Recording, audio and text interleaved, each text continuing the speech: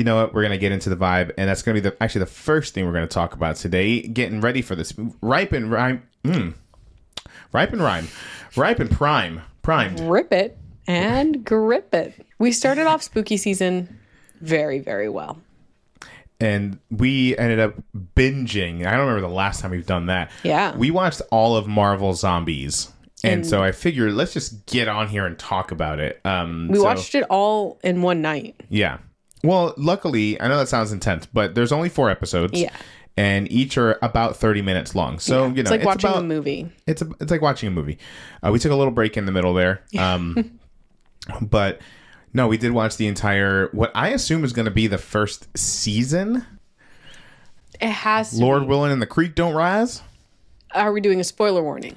Yes. Spoiler warning. If you haven't seen it and you want to see it, we will be talking spoilers. Yeah. So this is your spoiler warning. Press pause, go watch it and come back. Whatevs. Or unless this is the thing that helps you go watch it. Because I think you should. So yeah, spoiler warning. Yeah, I listen. It's gonna get the official mark from John. I really, really liked it. Typical. Yeah, typical. No, but hey, listen, we gave it a couple days, and I still really, really liked it. So that's a good test, a good measurement. Yeah. And for what it's worth, I also really, really liked it. But I think I had more. I was someone who enjoyed season 1 and 2 of What If. You weren't so on board with season 1 of What If. You appreciated season 2 a little bit more. Yeah, I definitely enjoyed seasons 2 and 3 of What If a little bit more. There were 3 seasons of What If. Yeah. News to me. Then I liked all 3 seasons. Season 1, I don't know. I remember liking the second half of season 1 more. Once we started setting up like the connected through line, I think is when I started enjoying it more, oddly enough. But yeah, for some reason I just couldn't get into some of those first few episodes. But that's okay. Well, I did like the Peggy Carter one. I did like that one. The pilot. The first Avenger one. Yeah. I don't know, maybe I need to go back and watch it. But I think it was just so different from anything that we had been watching. So it was kind of like, whoa, and you had to kind of level set before you could enjoy it. But I remember really liking the Marvel Zombies episode of that series. So I'm excited that we got this very, very much TVMA rated R show. Now, and it's purely TVMA based on the amount of violence and gore, not necessarily language or anything like that, which was fine. One of the biggest things I enjoyed about this, Kamala Khan representation. Kamala Khan was our main protagonist, which is so good to see because she's one of my favorite newer characters, and we've only gotten to see her in 2 things so far, and a lot of people didn't even see her in those. So I love that. And I even made a joke when I think it was at the end of episode 1, she was just kind of on her own. And I was like, but she's the littlest Avenger. She's a kid. So, and that was kind of the point of it. So it was really cool to see her be able to lead what I consider a 4-part movie. And such a cool, unique story that they were telling, and it was so much more fleshed out than the one zombies episode that we got in season 1 of What If. And it was cool to see the universe, and good for Kamala Khan. And Iman Vellani is just every time we do see her in this role, or in this case hear her in this role, she just constantly reminds is a great reminder that she is so, perhaps more than anyone else in the MCU, so perfectly cast in this role. She just brings such a light and such an energy to Kamala Khan that it just fits the character so perfectly. And then she's been showing more, at least in this series, and granted it was a completely voice acted role, but getting into some of the more emotional things, it makes me excited to see what she can bring to the big screen or another season of her show, should we be so lucky. Which I don't think we're going to get another season of her show, but I think we'll see her in movies from now on. I don't think we'll see her in the show. I know. That's just what I think, but I could be wrong. I'm happy to be wrong. I just think they're keeping the shows for street level. For the most part, I think. We'll see. But No, loved seeing her. And it was really cool. Something the show did was it took an interesting, like, I didn't watch Walking Dead, but sort of Walking Dead in borderline Game of Thrones approach, where, like, you never knew what characters were actually going to survive this thing or not, which was a huge surprise to me. Yeah. It was, like, jarring seeing, like, some pretty big names getting offed there. So this series starts with we have this trio of Kamala Khan, Kate Bishop, and Riri Williams as, like, these sole survivors in New York City, and they find the little MacGuffin to kickstart their journey. World, yeah. And then in episode 1, in, like, the first half of the episode, we lose 2 of our 3 main squad. Yeah. Yeah, I definitely wasn't expecting that. Especially because, like, when you see that they brought back Haley Steinfeld and Dominique Thorne. Yeah, you would expect them to last a little bit longer than that. I'm like, holy shit. So yeah, and the show continued to do that throughout the series, or throughout the season, I should say, which I very much appreciated. I agree. I think it would have been too predictable to have everyone survive. Your main cast, your big name survive. Yeah, especially because, like, this is such a sandbox of a project. Like, there's no repercussions to doing whatever in there. So yeah, kill off the next generation's Hawkeye and Ironheart, because you can. Yeah. Well, I say kill off. I don't know. The last part of the last episode was very confusing to me, and I don't know what's happening, what's going on, and what's real. And we'll get into that. But yeah, so I also did appreciate that they weren't playing it safe, and even, like, how this season resolved is still, like, I didn't expect them to do that. Yeah. Like, we did not get a happy ending. No. So I want to talk about some things that I thought were particularly cool. Okay. In this, and of course you can add to it if there's anything I forgot. The big one we got in this, y'all. We got a Moon Knight Blade who was teased in the series finale of What If, but we saw him live and in living color. Moon Knight Blade. What a combo. Unfortunately, not voiced by Mahershala Ali this time, which honestly I don't blame him, because I wouldn't be doing anything until I was. He said, "Did that once, not doing it again until I'm on screen." That's not what he said, but we don't know why. That's what I would say if I were him. Yeah, we don't know why he wasn't. They could have been scheduling. It could have just been. Didn't wanna. Yeah, didn't wanna. Don't wanna. Don't wanna. Don't care. But it is cool that we're getting some sort of Blade representation in Marvel, getting people more and more accustomed to Blade and who he is, especially for younger audiences. Well, I hope they're not watching this show, but younger adult audiences. Like me, I'm a young adult who's never seen a Blade. There you go. So, but yeah, there's a couple of people that show up in this series that were like, man, that combination would be a fucking problem. So, Moon Knight Blade would be a fucking problem for people. Yeah. The Daywalker with the powers of a god, that's a big problem. He's already a master swordsman and, like, weapons and kung fu master. Yeah. Well, I mean, Wesley Snipes was. I don't know if Blade is canonically a kung fu guy, but did he ever do kung fu in any of the movies? Well, yeah, but that's because Wesley Snipes was. Then I think it counts. If it's on screen, it's canonical. Well, there you go. But that'd be a problem. A zombified ghost.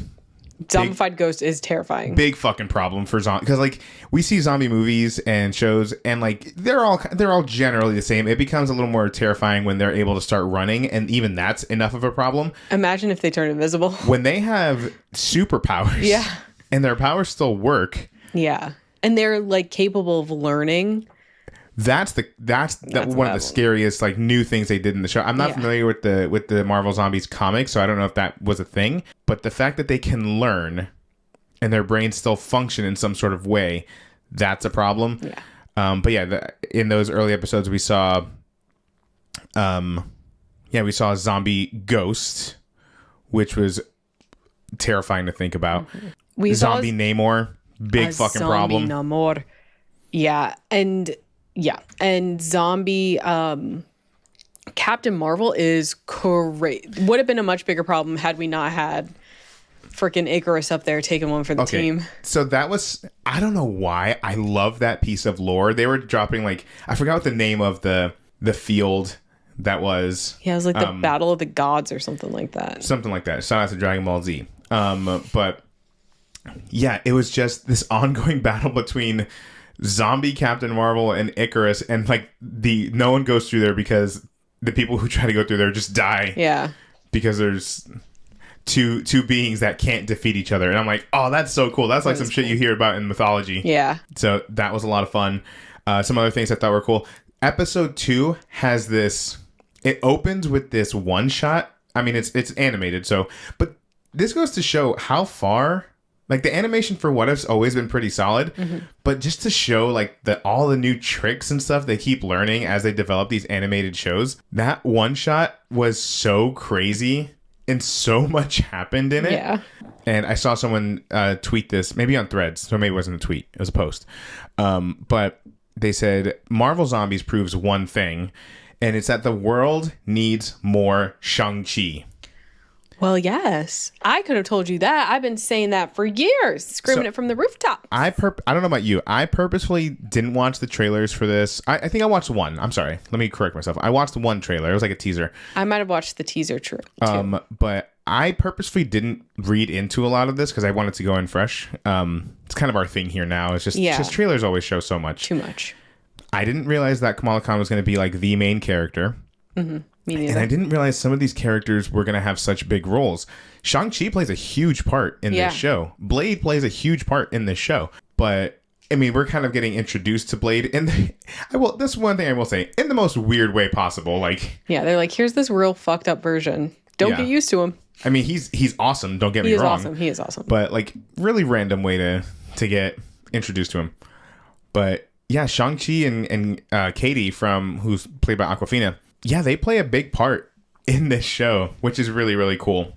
But yeah, even in animated form, like the Shang-Chi stuff is so badass, so cool, so badass. I miss Shang-Chi. I know.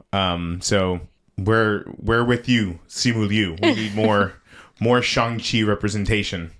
Because he had a cool episode in What If as well. Remember the Western? Yeah, he was his sister was the Anthony Ramos character. Yeah, the Hood. The Hood. I almost said the Cape. That's not right.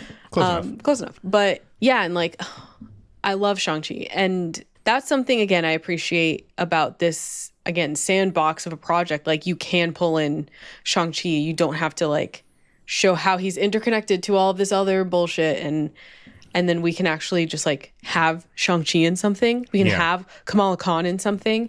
We don't have to wait for the next whatever. Yeah. Yeah, I really appreciated that. And we got, like, characters back that we maybe wouldn't have seen again, like Alexi's wife. Ooh, what's her name? Rachel Weisz. And her character's name is Rachel Weisz. Seeing her back was, like, really cool. I didn't think we would. So, yeah, I also agree that the second episode one shot was really cool.